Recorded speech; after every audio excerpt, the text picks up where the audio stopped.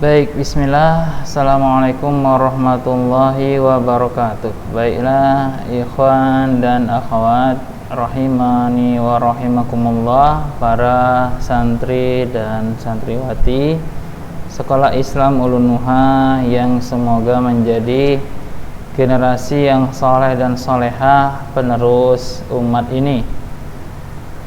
Kita pertama bersyukur kepada Allah Azza wa Jalla. Alhamdulillahirabbil alamin. Alhamdulillahilladzi bi ni'matihi tatimmus shalihat.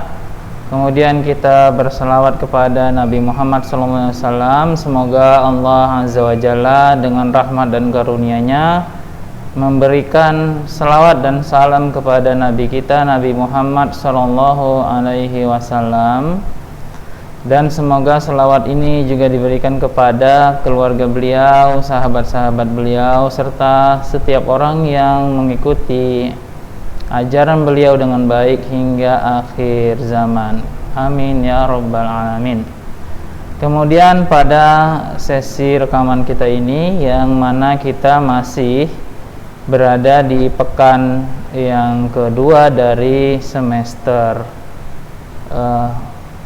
baru ya, dari 2021-2022, yang mana pekan pertama kita laksanakan secara PTM terbatas dan bergantian. Untuk pekan ini kita melaksanakannya secara online. Baik, karena itu di sini saya merekamkan untuk dua kelas sekaligus ya, untuk ikhwan dan akhwatnya. Untuk materi hari Jumat untuk ikhwan dan hari Sabtu untuk kelas akhwat ya, semoga bisa didengarkan, disimak baik-baik dan dipahami di rumah.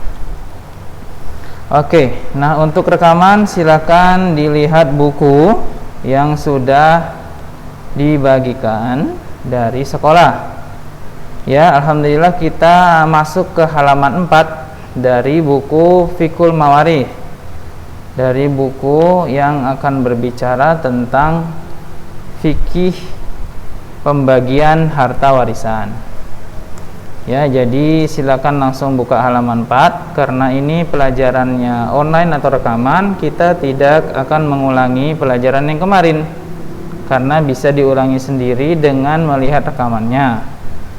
Untuk itu kita langsung saja masuk ke halaman 4 ya. Insyaallah materi kita hari ini hanya halaman 4. Kita usahakan ringankan untuk belajar di rumah. Nanti akan kita maksimalkan ketika kita tatap muka.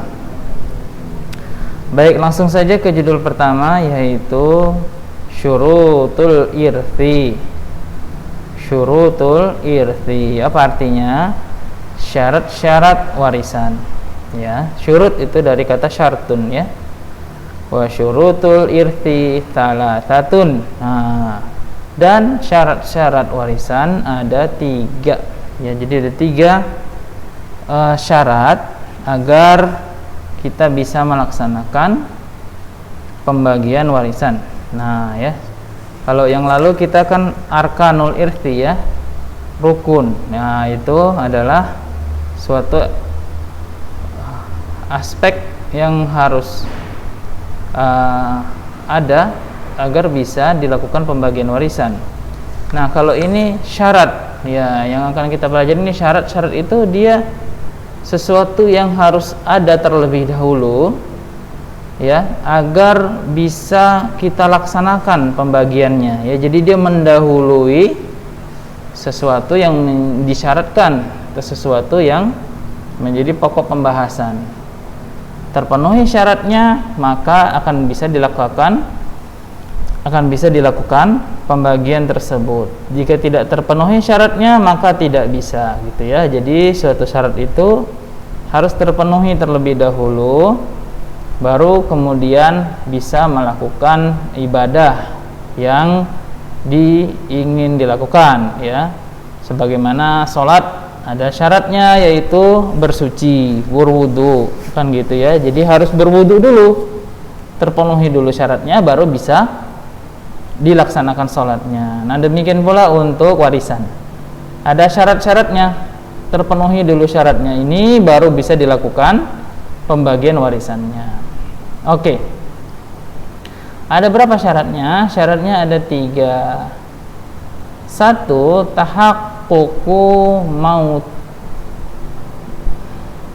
mautul muwarrith au ilhaquhu bil amwati hukman kal mafqudi au taqdiran kal janini idza saqata mayyitan bisababil jinayati ala ummihi.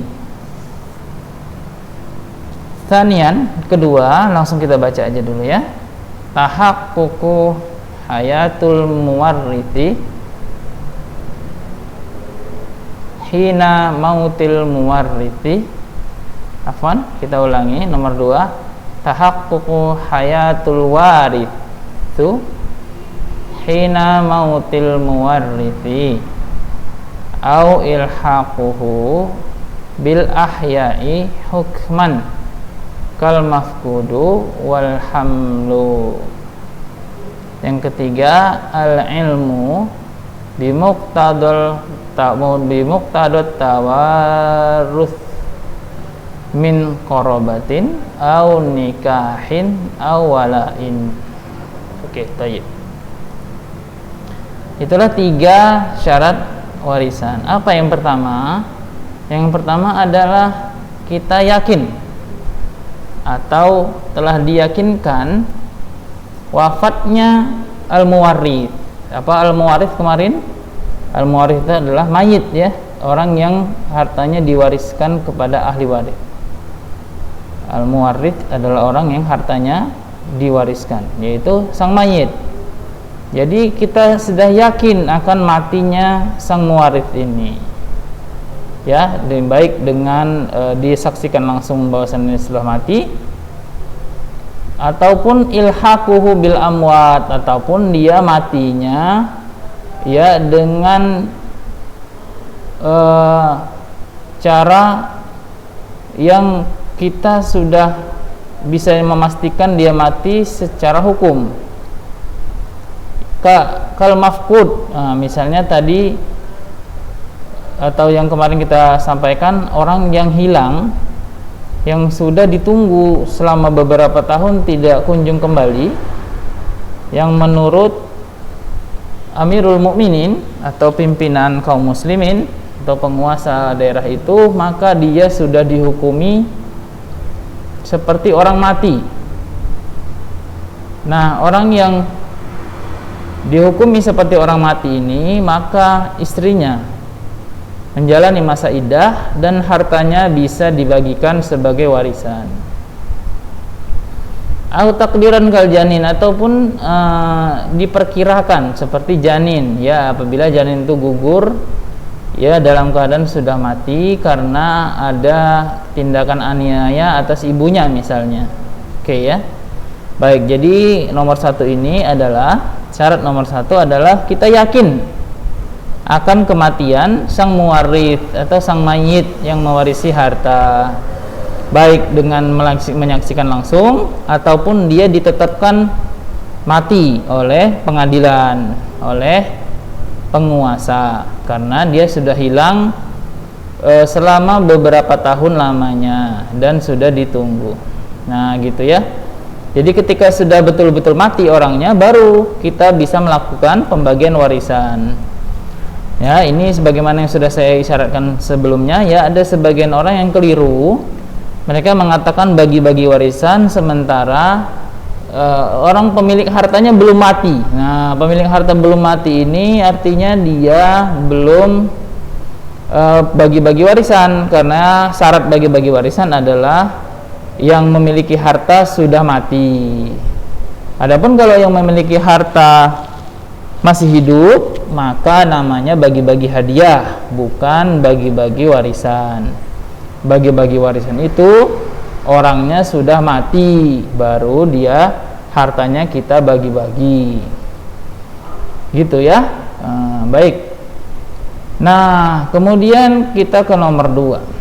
Nomor 2 adalah tahaqququ hayatul warithina mautil muwarrith. Nomor 2 adalah kita yakin akan status hidupnya sang ahli waris atau penerima harta ketika al-muwarrith mati. Jadi ketika orang yang berharta ini mati, ahli warisnya itu dalam status masih hidup. Nah, itulah yang mendapatkan harta warisan. Jadi apabila ahli warisnya duluan mati atau wafat, maka tentunya dia tidak dapat warisan dari sang muwaris. Nah, gitu ya. Contohnya, sang anak mati duluan, kan gitu, baru kemudian bapaknya. Nah, jadi yang mana yang dapat warisan? Yang dapat warisan tentu bapaknya, kan gitu. Ya, karena dia mendapat warisan dari anaknya mati duluan, dan ketika anaknya mati bapaknya hidup. Nah, gitu. Jadi bapaknya lah yang dapat warisan dari anaknya. Lalu apabila sang bapak mati, misalnya wafat bapak, apakah anaknya yang sudah mati tadi dapat warisan? Tentunya tidak, karena dia sudah mati. Jadi yang dapat warisan atau yang disebut dengan ahli waris atau al-waris itu adalah orang yang hidup, orang yang statusnya hidup ketika sang muwaris mati. Nah, gitu. Au ilhaquhu bil ahya, ataupun dia disamakan statusnya dengan orang yang masih hidup. Hukman, secara hukum kal mafqud wal haml, yang dia distatuskan sebagai orang yang hidup seperti orang yang hilang yang belum jatuh tempo, yang masih ditunggu kehadirannya, masih diperkirakan masih hidup.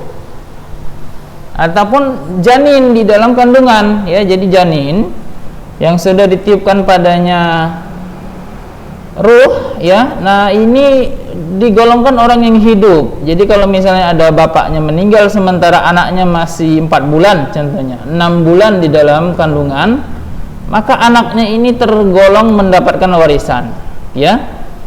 Dia mendapatkan warisan karena dia statusnya hidup ketika bapaknya meninggal. Nah, gitu ya. Jadi ini status, ya. Akan dipastikan status sang penerima harta warisan atau al-waris itu hidup ketika al-muwarris meninggal dunia. Nah, itu dia. Baik. Bagaimana kalau matinya bersamaan? Nah, ini pertanyaan, ya, dan ini juga menjadi pembahasan dalam ilmu warisan. Siapakah yang mendapatkan warisan dari keduanya? Nah, ini pembahasannya nanti di lanjutan kitab ini.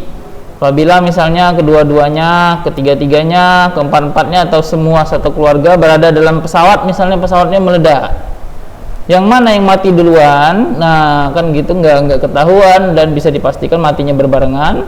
Nah, ini pembahasannya nanti di pembahasan lebih lanjut dari kitab ini, ya. Nah, yang tidak diperselisihkan adalah ini tentang yang matinya wajar. Berarti yang dapat warisan adalah orang yang hidup statusnya dari ahli waris ketika al-muwarris atau yang mewarisi harta meninggal dunia. Baik ikhwan dan akhwat, santri atau siswa-siswi SMA Islamul Nuha, kita lanjut kepada syarat yang ketiga. Syarat yang ketiga ada al-ilmu bimuqtadot tawaruthi, yaitu ilmu. Nah, ini dia yang sering kita ulang-ulang ini, ya. Harus berilmu dulu sebelum beribadah. Nggak boleh ibadah asal-asalan, nggak boleh tiba-tiba sholat gitu, ya. Nggak tahu dia syaratnya apa, bagaimana gerakannya, apa bacaannya, nggak boleh sholat asal-asalan. Nah, demikian pula haji, ya. Apalagi haji dengan umroh udah menghabiskan puluhan juta ke sana kemari untuk apa, ya, memberangkatkan ke sana. Tentunya sudah dilakukan dahulu apa, manasik-manasik, latihan macam mana di sana tawafnya, macam mana sa'inya dan lain-lain. Nah, itulah dia ilmu. Sebelum semua ibadah bisa dilakukan, maka harus ada ilmunya, harus tahu dulu. Tidak boleh beribadah dalam keadaan bodoh, nggak boleh. Jadi demikian pula pembagian warisan ini. Sudah kita tahu orangnya mati, ya, yakin orangnya mati. Kemudian dua syaratnya, yakin ahli warisnya hidup. Kemudian kita harus punya ilmu bimuqtada tawaruthi, tentang hal-hal yang berkonsekuensi akan adanya saling mewarisi. Nah, itu dia. Ya. Kita harus mengetahui kaitan-kaitan antara yang mayit dengan yang hidup, sehingga dengan kaitan-kaitan itu kita bisa mengetahui siapa yang dapat, siapa yang nggak dapat. Ya, sebagaimana yang tadi atau di awal-awal pembahasan saya katakan atau saya tanyakan kepada antum-antuna semuanya, apakah tetangga dapat warisan? Maka jawabannya kan tidak kemarin, ya, gitu. Nah, karena ya dalam ilmu yang kita ketahui mereka tidak dapat. Nah, itu dia, kecuali dia punya kaitan dari kaitan-kaitan tawarus, saling mewarisi. Nah, demikianlah ya. Jadi kita harus punya ilmu tentang kaitan-kaitan tersebut.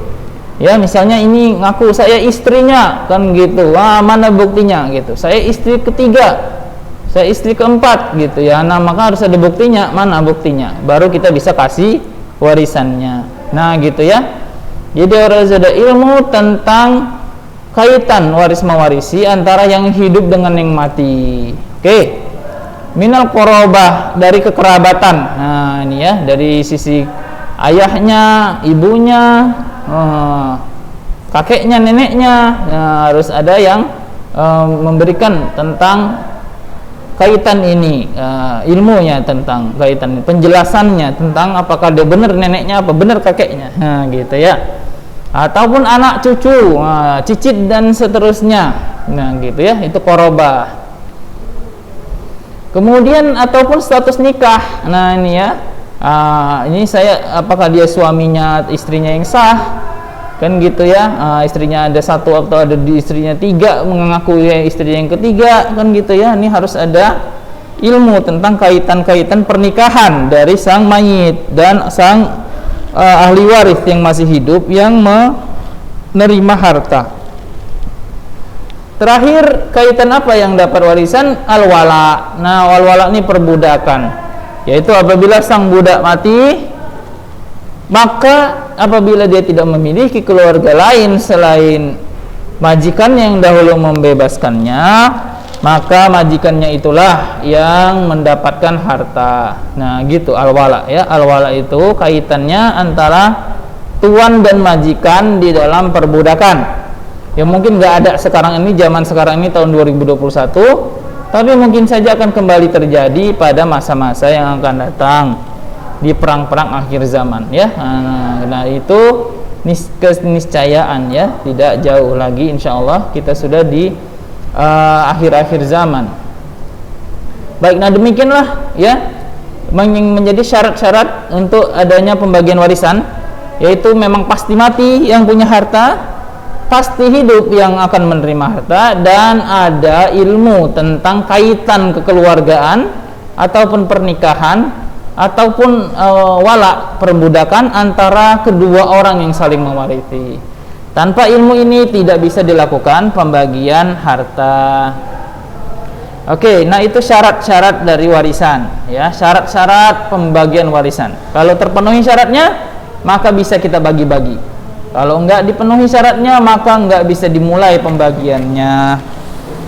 Oke, nah itu masuk ujian ya, jadi dihafal tuh 3 syaratnya ya. Hafal tahaqququ mautil muwarris, tahaqququ hayatul waris, al ilmu bi muqtalut tawarus. Nah, gitu yang hafalnya ya. Ngapalnya 3 itu aja. Oke. Sekarang kita masuk ke materi selanjutnya, yaitu asbabul irthi. Asbabul irthi, apa artinya? Artinya sebab-sebab terjadinya warisan. Nah, gitu ya. Asbab itu jamak dari sababun, yaitu sebab. Sebab-sebab terjadinya warisan. Nah, ini sama seperti yang nomor 3 tadi, mirip ya. Ya, itu apa yang menjadi sebab seseorang itu dapat harta dari orang lain. Nah, gitu ya. Apa yang menjadi sebab dia menjadi ahli warisnya atau pewaris dari sang mayit. Nah, gitu. Oke, asbabul irthi salah satun, ya, yang menjadi sebab orang dapat warisan itu 3. Ya, hanya 3 sebab yang menyebabkan seseorang itu dapat warisan. Nah, ini yang kita katakan tadi, saya berulang-ulang katakan ya, bahwasan tetangga nggak dapat. Kenapa nggak dapat ini dia? Karena dia nggak termasuk sebab yang menyebabkan seseorang itu dapat warisan. Jadi apa sebabnya? 1, nikah, ikatan pernikahan. Nah, ini dia sebabnya seseorang dapat warisan. Jadi seseorang menikah dengan mayit, ya kan gitu. Dalam ketika hidup mereka menjalin hubungan pernikahan, ya, dengan nikah yang sah secara agama. Ya, misalnya dia sah suaminya si fulanah yang meninggal, maka dia dapat warisan. Misalnya si fulanah adalah istri yang sah dari si fulan, maka dia dapat warisan. Meskipun dia istri yang kedua, ketiga, ataupun keempat. Pokoknya nikahnya sudah sah, maka sah pula dia sebagai ahli waris, sebagai al-waris yang mewarisi harta sang mayit. Nah, oke, nah ini tentunya dibuktikan dengan saksi-saksi ya dari pernikahan. Oke. Makanya pernikahan itu harus ada saksi ya, supaya hak-hak dari harta warisan ini pun bisa terpenuhi. Kalau nikahnya diam-diam itu namanya apa? Perzinahan. Perzinahan maka nggak ada hak sama sekali ya. Nah, gitu ya. Jadi dalam Islam hak-hak itu sangat terjaga ya. Jadi selama hidup dapat hak sebagai suami istri ya, hak dan kewajiban. Dan setelah mati yang satu dapat hak dari harta pasangannya yang meninggal dunia. Oke. Kemudian nomor ba itu al-wala. Al-wala tadi sudah saya jelaskan bahwasannya itu ikatan perbudakan ya, antara sang majikan dengan sang budak. Yang mana apabila sang budak ini ya itu tidak punya kerabat lain, nggak punya anak, nggak punya bapak, nggak punya istri, nggak punya yang mewarisi hartanya, maka hartanya jatuh kepada majikannya yang dahulu membebaskannya. Nah, itulah wala. Wala itu adalah harta yang didapatkan oleh majikan karena wafatnya atau meninggalnya mantan budaknya. Oke ya. Nah, itu secara definisi saja kita jelaskan, walaupun prakteknya nggak ada lagi zaman sekarang. Kemudian terakhir an-nasab. Nah, ini dia ya. Ini yang paling banyak ini ya, nasab, hubungan rahim. Hubungan secara nasab kekeluargaan, yang mana nasab itu kalau misalnya kita rinci terbagi menjadi 3 yang sebagaimana di bawah ini ya. Nasab tadi kita pernah sebutkan ya secara ringkas. Ke atas itu ayah, ibu, kakek, nenek ya. Ke bawah anak, cucu, cicit dan seterusnya. Ke samping saudara-saudari, paman, bibi dari pihak ayah, nah dan lain-lain itu ya. Nah, itu diringkas dalam 3 ini. Itu dia nasab. Jihatun nasabi salasatun wahia. Ya, nasab itu kita bisa simpulkan menjadi 3 arah. Ya. Jihatul usul namanya. Nah, jihatul usul ini yang kita sebut tadi adalah arah yang ke atas. Ya, jihatul usul ini arah yang ke pangkal. Pangkal itu maksudnya dari asal usul kita, asal usul keturunan kita. Jihatul usul namanya, yaitu yang ke atas ya. Wahum min man yantami ilaihim asyakhs minal aba wal ummahat wal ajdad wal jaddat. Nah, ya. Mereka adalah yang seseorang itu muncul dari sulbi atau dari keturunan seseorang dari kalangan bapak ya, para bapak, para ibu, para kakek dan para nenek. Nah, itu namanya jihatul usul. Ya, ini ke atas kita bilang ya, ke atas itu maksudnya ke asal usul keturunan seseorang. Kemudian kedua jihatul furu'. Nah, gitu. Ini adalah sisi keturunan. Nah, ini yang kita bahasakan tadi ke bawah ya. Furu' itu artinya keturunan. Wahum man yantamuna ila syakhs minal aulad wa auladihim. Nah, yaitu orang-orang yang muncul dari seseorang atau berasal dari seseorang dari anak-anak dan anak-anak mereka. Nah, intinya kita katakan jihad ke arah bawah ya, yaitu anak dan cucu, cicit dan seterusnya. Itu namanya jihadul furu'. Nah, ya. Jadi nasab itu terbagi 3 ya.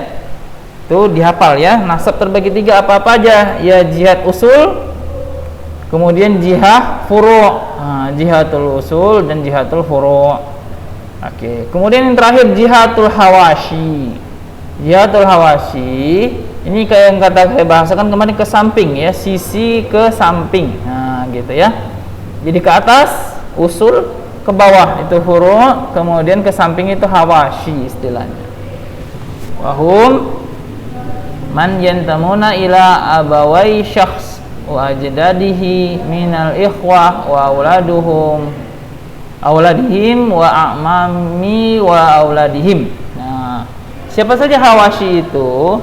Hawashi itu adalah yang muncul, orang-orang yang muncul dari 2 orang tua sang mayit dan kakek-kakek mereka. Siapa itu? Yaitu saudara dan saudari. Ya, itu kan dari jihad bapak dan ibu, maka muncullah saudara dan saudari. Ya kan gitu, dinisbatkan kepada bapak dan ibu yang sama. Wa auladihim, dan juga anak-anak mereka, yaitu keponakan-keponakan berarti. Ya. Dari saudara-saudara kandung. Wa a'mam, dan paman-paman dari pihak ayah. Nah, ini tidak termasuk pihak ibu ya. Pihak ibu tidak termasuk yang dapat warisan. Tidak termasuk jihad hawashi. Hawashi ini hanya paman-paman dari pihak ayah yang mereka dinisbatkan kepada kakek dari pihak ayah. Oke. Wa auladihim, dan demikian pula anak-anak mereka. Nah, siapa ini anak-anak para paman? Anak-anak paman namanya apa? Istilah kita namanya sepupu ya. Ya, sepupu itu adalah anak-anaknya paman. Dan kalau misalnya ada pembagian warisan yang tidak ada penerimanya, ya misalnya dari usul dengan furu' tidak ada, nanti hawashi ini dapat dia. Nah, ini nanti akan kita pelajari ya. Apakah mereka semuanya dapat? Jawabannya enggak selalu ya. Oke, jihad usul selalu dapat, jihad furu' selalu dapat, jihad hawashi tidak selalu dapat. Nah, gitu ya. Oke, dan nanti akan kita rinci insyaallah. Yang penting nasab itu ada 3 ya. Dari jihad usul, jihad furu' dan jihad hawashi. Nah, ini dihafal juga. Nasab yang dapat warisan ada 3. Nah, gitu. Baiklah, ikhwan dan akhwat rahimani rahimakumullah, anak-anak santri, siswa SMA Islam Ulunuha, ikhwan dan akhwat. Terakhir kita akan membahas tentang mawani'ul irthi, yaitu yang menghalangi terjadinya warisan. Nah, ini dia ya. Nah, jadi warisan itu meskipun sudah ditetapkan bahwasannya ada yang mati, ada yang ditinggalkan, dan ada hartanya. Kemudian syarat-syaratnya, yang mati betul-betul mati, dan yang hidup betul-betul hidup ketika sang mayit mati, dan sudah diketahui hubungan antara keduanya. Tetapi di sana ada mawani'ul irthi namanya. Ini dia pembahasan kita terakhir. Mawani'ul irthi itu artinya hal-hal yang menghalangi seseorang dapat warisan meskipun syarat-syaratnya sudah terpenuhi. Nah, itu. Meskipun rukun dengan syaratnya sudah lengkap, tapi ada di sana hal-hal yang bisa membuat seseorang itu enggak jadi dapat jatah warisan. Nah, ini dia. Mawani'ul irthi. Enggak jadi dapat warisan gara-gara ada salah satu dari 3 ini yang pada diri orang tersebut. Nah, oke. Mawani'ul irthi salah satu. Nah, ini dia. Mawani'ul irthi salah satu. Ya, 3 juga syaratnya yang bisa menghalangi seseorang dapat warisan ya. Jadi tadi kita sudah bahas apa? Rukun 3 ya. Ini dihafal tuh rukun tuh, rukun warisan 3. Al-waris, hakul maurus atau at-tarikah. Kemudian apa tuh? Syarat warisan, syurutul irsi. Ada 3 juga ya, tahaqququ mautil muwaris, tahaqququ hayatul waris dengan ilmu bimuqtada tawarus. Asbabul irsi juga 3 ya, nikah, wala, sabak, nasab. Nah, nikah, wala, nasab. Kemudian nasab terbagi 3 lagi, jihah usul, jihah furu', jihah hawashi. Nah, itu juga dihafal dan dipahami. Kemudian terakhir mawani'ul irsi juga 3. Nah, jadi enak ngapalnya 3 ya para ikhwah. Yang ngapalnya 3, enggak ada yang 4. Oke, enak ngapalnya. Oke, baik, kita lanjutkan. Apa yang menghalangi seseorang dapat warisan? Wahid ar-riqu. Ar-riqu ini artinya perbudakan. Jika seseorang itu statusnya budak, ya dia kalah perang misalnya, ada terjadi perang antara kaum muslimin, kemudian la qadarullah ya, tiba-tiba ditawan lah sebagian orang menjadi budak, gitu ya. Dan zaman sekarang ini kan nggak ada lagi ya, tapi kalau misalnya terjadi, maka perbudakan itu menghalangi menerima warisan ya. Jadinya misalnya anaknya dalam status budak, maka dia nggak dapat warisan dari bapaknya yang meninggal dunia, gitu ya, karena dia statusnya budak, maka dia nggak bisa dapat warisan. Oke. Ariku ya, perbudakan itu akan menghalangi status waris mewarisi. Kemudian kedua, qatlu al-waris lil muwarris bi ghairi haqqin. Ini artinya ahli waris membunuh al-muwarris ya, yang mewarisi harta tanpa hak, tanpa jalan yang dibenarkan atau alasan yang dibenarkan syariat. Nah, gitu ya. Jadi pembunuh, misalnya sang anak ya, la qadarullah, mudah-mudahan nggak ada, membunuh ayahnya misalnya, kan gitu ya. Ayahnya yang kaya raya, kan gitu. Apakah dia dapat dari harta warisannya? Jawabannya nggak dapat, karena dia membunuh sang ahli, sang pewaris, muwarif, yaitu sang yang memiliki harta, yang mewarisi harta. Nah, demikian pula kejadian yang baru-baru ini kita dengar ya, seorang istri membunuh suaminya. Gitu. Ya, lu suaminya ini kaya raya, kan gitu ya. Apakah dia dapat harta warisannya? Jawabannya tidak dapat, karena dia melakukan mawani'ul irsi, salah satu penghalang menerima warisan, yaitu membunuh muwaris, membunuh orang yang mewarisi harta. Gitu ya. Jadi sang pembunuh tidak mendapat warisan dari orang yang dibunuhnya, meskipun mereka memiliki ikatan sebab-sebab mewarisi harta. Baik, udah paham ya? Kita sekarang yang ketiga ya, kalau ada yang nggak paham silakan diulangi rekamannya biar bisa diulang-ulang sampai paham. Oke. Sekarang ikhwan dan akhwat, santri, santriwati, siswa dan siswi kelas 12 SMA Islamul Nuha. Yang ketiga terakhir adalah ikhtilafu dinil waris anil muwarris. Apa itu artinya? Artinya adalah perbedaan agama antara waris, ahli waris dengan al-muwarris atau yang mewarisinya.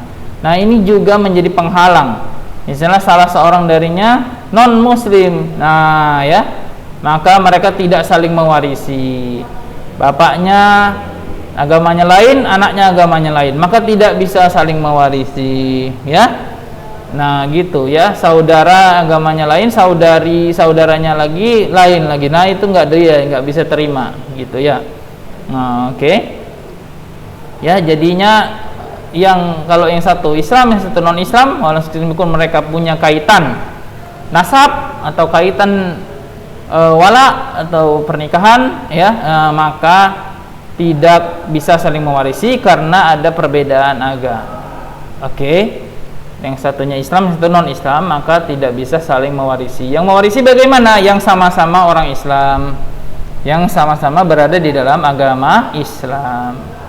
Oke, baik, itu saja yang bisa Ustadz sampaikan pada pertemuan ini. Semoga bisa dipahami meskipun kita belajarnya metodenya rekaman atau metodenya online ya, sehingga mungkin keterbatasan dari tanya jawab ya, tidak bisa bertanya jawab, tapi mudah-mudahan apa yang Ustadz sampaikan sudah bisa dipahami dengan baik dan benar.